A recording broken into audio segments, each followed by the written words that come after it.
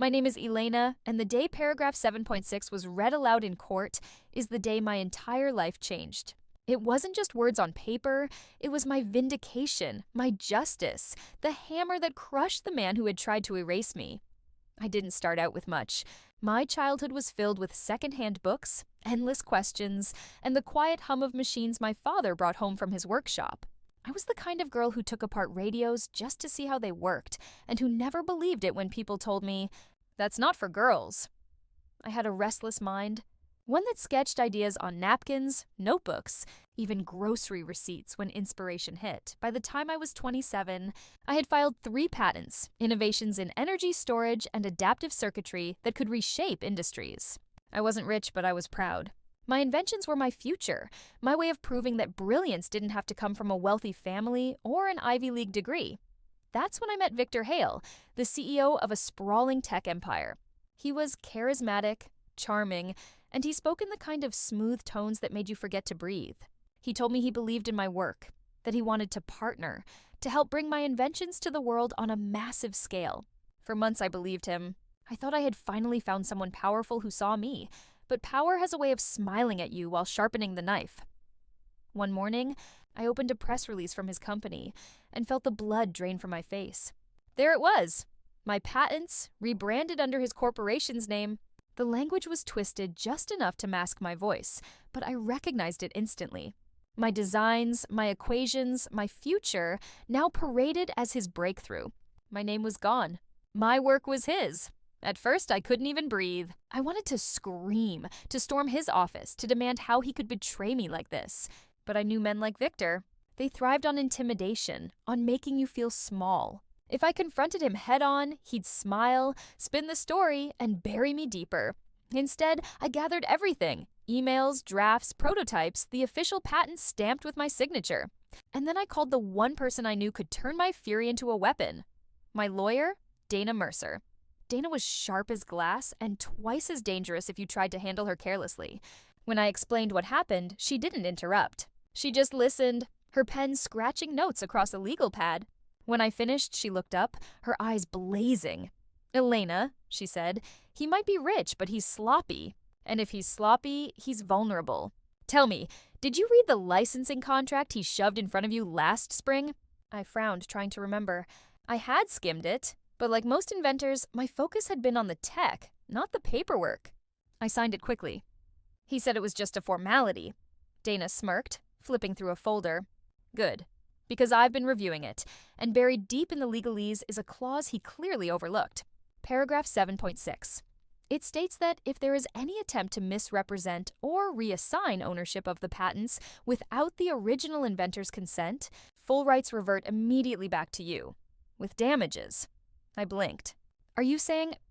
I'm saying, Dana cut in, that paragraph 7.6 is your sword and shield.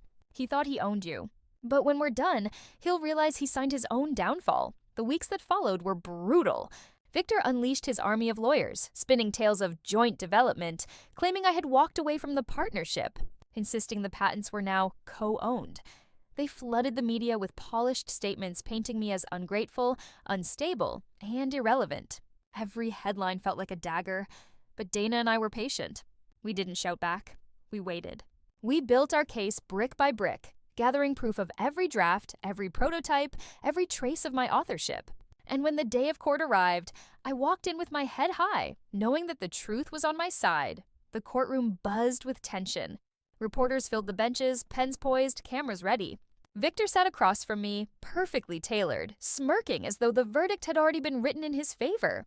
He leaned back in his chair, radiating confidence. But he didn't know what was coming. When it was Dana's turn, she rose, her voice calm but commanding. She laid out the timeline, the patents, the stolen press release. She showed the court the licensing contract, Victor's own contract, and led the judge's eye to a highlighted section. Paragraph 7.6, she said, her words slicing the silence. The defendant claims ownership. Yet by his own signed agreement, any attempt to misrepresent or reassign these patents without my client's consent results in immediate reversion of rights to her, with damages. For the first time, Victor's smirk faltered. He leaned forward, eyes narrowing at the page as though he'd never seen it before. His lawyers scrambled, whispering furiously, but it was too late. He had signed it. He had overlooked it. And now it was a blade pressed to his throat. The judge studied the clause, then looked up. "Mr. Hale, is this your signature?" Victor's voice was tight. "Yes, but no buts," the judge interrupted. "The language is clear." The room went still. Reporters scribbled like mad. My heart pounded so loud I thought it would break through my ribs. Years of work, of betrayal, of silence. Finally, it was turning, and in that moment, I realized something. Victor had stolen my patents, my name, my credit. But his arrogance had blinded him. He had signed the very paragraph that would hand it all back. Paragraph 7.6, my salvation, his destruction. I didn't rush out of the courtroom when the judge read it. I sat very still, hands folded, listening to the scratch of reporters' pens, the murmurs swelling like a tide as the meaning of paragraph 7.6 sank in. Victor stared at the page as if he could will the ink to rearrange itself. He was a man accustomed to calling assistants to handle it, to dialing a board member and smoothing bad news into a story about strategy. But contracts don't respond to charm. They answer only to their own language. Outside, the corridor felt colder, brighter. Cameras waited the way storms wait, hungry, inevitable. Dana touched my elbow, and we walked through the cluster of microphones together. "No comment on ongoing litigation," she said, crisp as a metronome. I kept my gaze forward and wondered if somewhere, far from this hallway, in some lab full of humming machines, another woman was reading an email and feeling the first ripple of a betrayal that would ask too much of her. I wanted the future to be kinder to her than it had been to me. We didn't go back to the office. We went to Dana's conference room, where copies of the contract lay in neat stacks like chess pieces waiting for the next game. She closed the door with her hip and let out a breath that fogged the glass for a heartbeat. "He'll pivot to settlement," she said. "He'll throw a number at you like it fixes the past. Don't speak to him directly. Everything through counsel. What if he doesn't?" I asked. Dana's mouth tilted. "Then discovery will finish what paragraph 7.6 started. In the days that followed, the air around Victor changed. His PR machine tried a parallel narrative, misunderstanding, mutual confusion, oversights born of speed, but the clause cut through spin like light through fog. Investors called his general counsel. Partners asked questions in emails that sounded polite and read like alarms. A trade journal ran a piece that started with the sentence, "When a clause becomes a guillotine," and for once, I didn't feel like I was the one with my neck on the block. At home, I slept for the first time in weeks. The sleep wasn't gentle. It was heavy, dreamless, like my body had been carrying a crate across a desert, and finally set it down. When I woke, I made coffee and opened the box I'd labeled firsts. First sketchbook, first prototype photos, first patent ribbons, objects I had sealed away when it hurt to look at them. My hands lingered on a photograph of my father's workbench. He used to say machines are honest if you listen, they tell you exactly where it hurts. In court, the paper had done the same for me. Dana called that afternoon. "Settlement offer incoming," she said. "Prepare to be insulted before you're impressed." The email arrived within the hour. It promised a payment that would have dazzled me a year ago. A non-disparagement clause, a mutual press release full of the word partnership, and a transfer of some, not all, rights back to me after a transition period. Dana read it twice and then slid it across the table. "He wants to buy your silence and rent your soul." I thought about the years I had compressed into nights, the life I'd put on layaway because the work needed everything. I thought about the press release with my words twisted into his. My name had been a footnote in his story. Now he wanted to turn the truth into a footnote in mine. "No," I said. "Clean. Or we go to the end." Dana smiled. Not a triumphant smile, a satisfied one, the look you give a structure after it passes inspection. "Then we counter with the terms you deserve. Immediate reversion of all rights, an accounting of profits, damages per 7.6, and a public correction stating you are the sole inventor and original owner. No, mutual anything." "Add an apology," I said, surprising myself. "Courts don't order apologies." "I know," I said, but I wanted in the ask. I want him to see the word and understand what it means to people like us. We sent the counter. Hours later, his team replied with a list of issues as long as a runway. They needed time. They needed clarifications. They needed to consult stakeholders. In other words, they needed to figure out how to step off a moving train without breaking both legs. Discovery began to unspool the quiet parts. Emails with subjects like brand alignment attached to decks with my diagrams stripped of my annotations. A thread where a product manager asked whether the licensing agreement allowed press releases without my sign-off, and a reply from Victor himself. "We'll fix it later. Speed is our advantage." Memos about narrative control. A calendar invite to a meeting titled Reframing Ownership, where the agenda item read, in flat corporate font, "Position Elena as contributor, not originator." I stared at that bullet and felt an old, familiar heat crawl up my spine. Reframing. Such a tidy word for theft. Dana handled the depositions with a grace that bordered on sport. She never raised her voice. She let silence do half the work. She asked Victor if he had read the license he signed. He said yes. She asked him when. He said before he signed. She asked him to read paragraph 7.6 aloud. He did, and his voice faltered on damages. She didn't look at the court reporter. She didn't look at me. She let the sound sit until it found its own gravity. Afterward, in the hallway, he tried to meet my eyes. I turned away. I had nothing for him but the record. Meanwhile, the world outside the courthouse kept moving. The Trade Journal ran a follow-up, The Hidden Power of Paragraph 7.6. A podcast asked me to talk about founder resilience. I said no. I wasn't ready to narrate the wound while it was still bleeding beneath the bandage. But I did write an op-ed for a small engineering publication about reading your contracts like schematics. The most elegant clause in a document, I wrote, is the one that makes abuse expensive. They ran it with a sketch of a gear overlaid on a paragraph symbol, and the image made me smile in a soft, private way. Somewhere in there, life insisted on being ordinary. My neighbor locked herself out, and I climbed the fire escape to let her in. A barista misread my name and wrote Eleanor on a cup, and I kept the cup because it felt like a tiny reminder that not all mistakes are malicious. I visited my mother and found the patent ribbons framed on her wall. "I wanted to hang them when you filed," she said, "but you told me to wait until it felt safe." She touched the frame and added, "It feels safe. We still had to try the case." Paragraph 7.6 had done more than shift leverage. It had drawn a map. The rest was walking it without losing our footing. In opening statements, his counsel tried a new story. My contributions were foundational, but had been significantly improved by his team.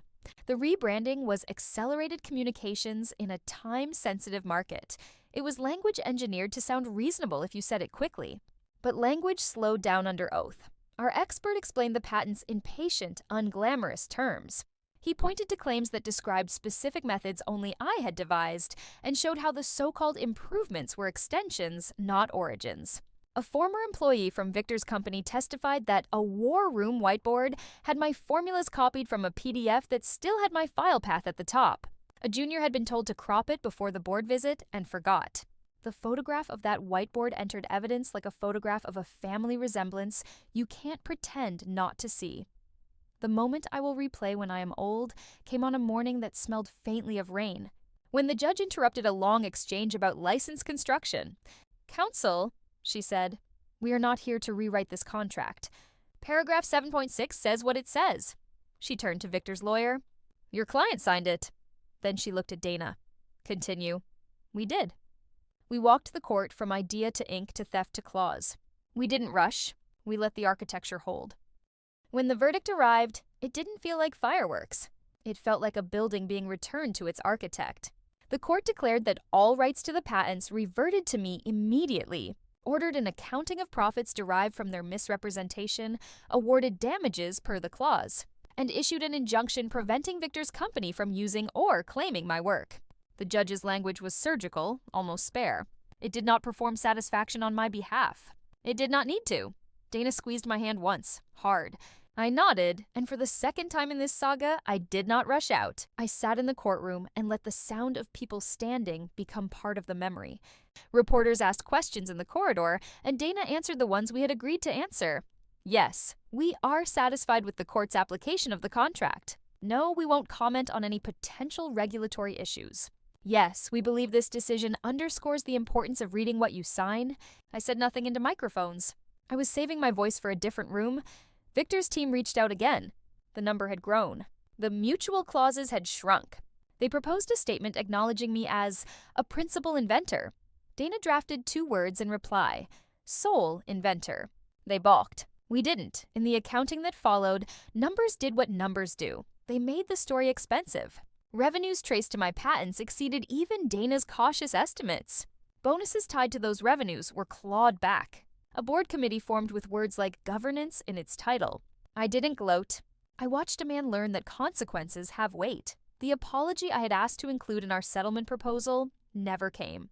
Courts don't order apologies, and men like Victor don't give them.